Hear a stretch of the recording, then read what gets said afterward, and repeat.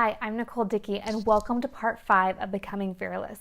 Today we are talking about resting in worship and what that looks like when we do so in the middle of facing our fears.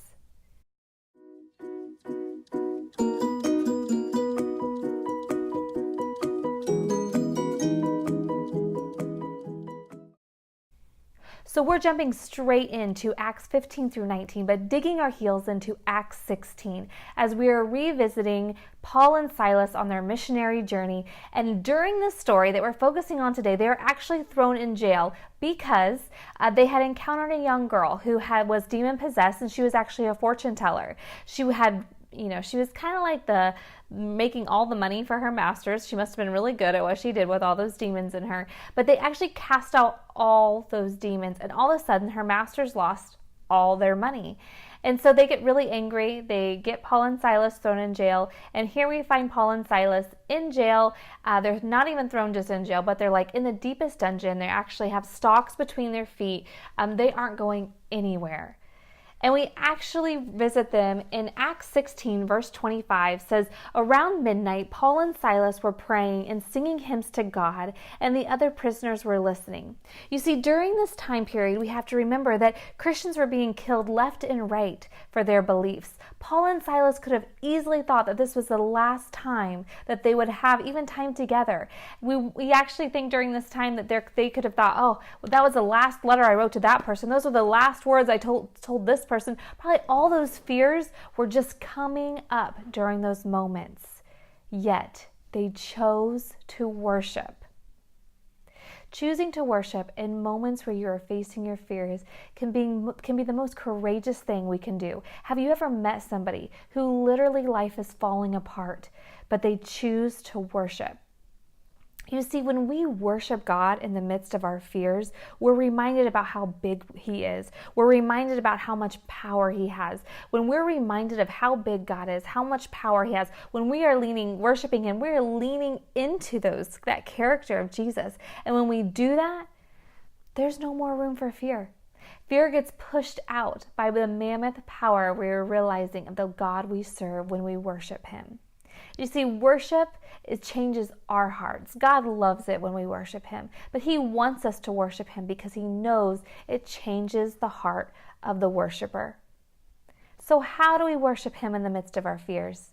I'll tell you what, I have a journal here from a period of my life after college where I was literally just running pure on like, Lord, what do you want me to do next? And what do you want me to do next? And I was just running on these God adventures, and you can see that it's so worn, but these pages contain so many praise and worship to the Lord. But they also contain like, Lord, I have no idea how I'm going to pay rent in 2 weeks. But Lord, you are so good. I know you're going to come through. Lord, I have no idea. Like, what am I supposed to do after this season? Where am I supposed to go next? But Lord, I know you're going to direct me. You are just awesome. Your power is huge. You're just going to tell me. I know you're going to open up the right door. It was full of praise and worship, leaning heavily into Jesus, even though I had no idea where my next source was going to come from, but He always provided. 8 years ago, when my husband and I were first married, we went through one of the hardest years we could possibly go through, our first year of marriage, not between the two of us, but just circumstances that life was throwing at us. And I remember that first year, and we thought we were going to lose everything that we had, and we would spend every night face first before the Lord, praising Him and worshiping. And I remember one Sunday after church, my husband was at work, and we kept getting bad news after bad news after bad news. Nothing was working out in our favor. And I just felt the Lord tell me, like, Nikki, you need to worship me. So I put on some worship music. And if anybody knows me, like, I'm not a singer. Don't ever ask me to sing, but I'm a dancer. Like, I've done ballet my whole life. Worship to me is like, let me dance before you, Jesus. And so for goodness, like 2 hours. I mean, it was a long time. I was sore the next day. I was just worshiping Jesus, right?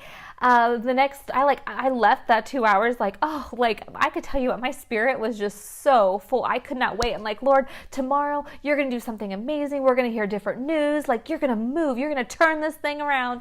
And I'll tell you what, the next day we got even worse news. And I remember thinking, Nikki, you're so foolish. You're so foolish. You were worshiping Him and He wasn't even moving. For an instant, I thought that. And then I immediately remembered how heavily I was leaning into my Jesus. I remembered how big he was. I remembered that feeling that he gave me when I was worshiping him, and I could cast that out to the pit of hell where it belonged, because I was going to live in that sense of worship.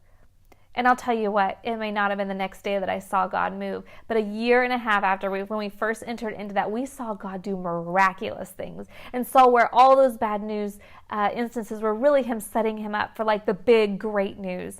And so in my life, I know that worshiping the Lord in hard times has always enriched my life. Has it been easy to worship him? No. But has it always been fruitful? Yes.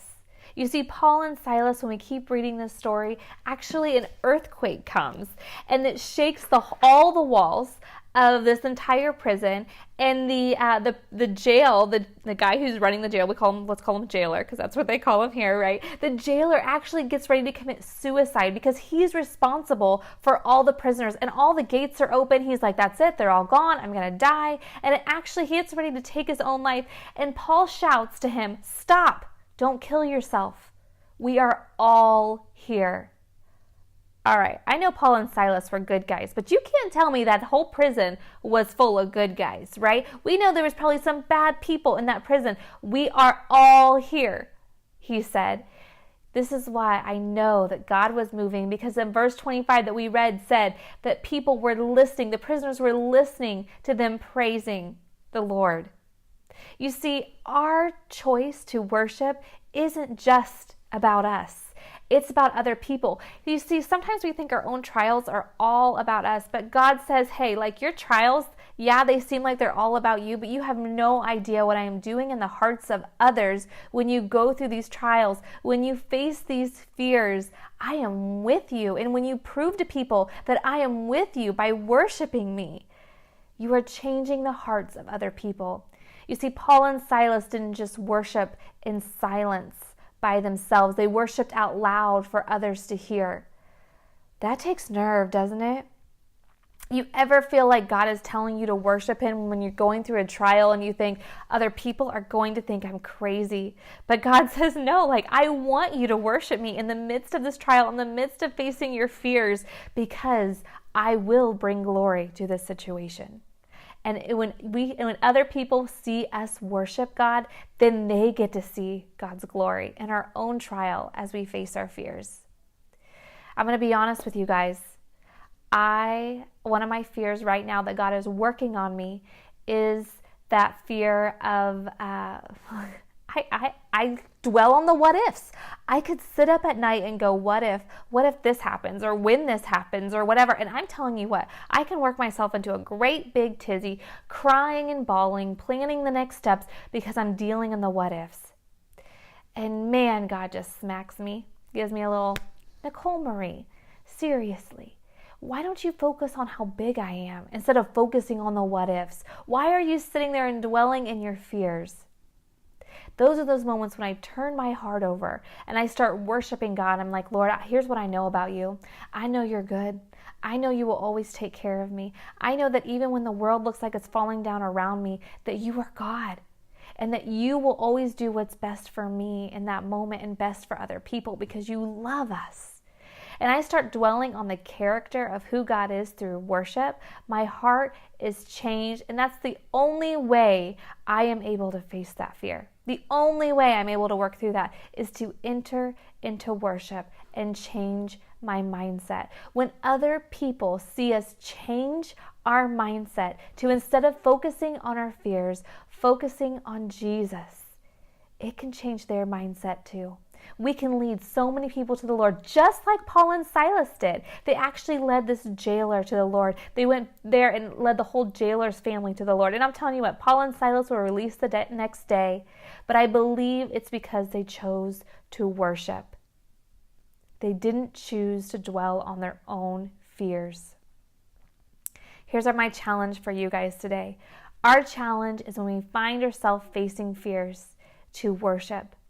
Doesn't mean it's always going to go our way, but we have the mindset of worship because we are resting in who we know God is. We are resting in the character of our Lord.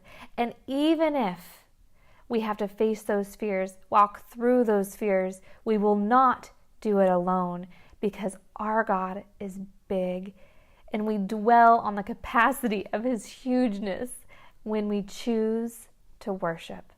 So my challenge for you today is to choose to rest and worship.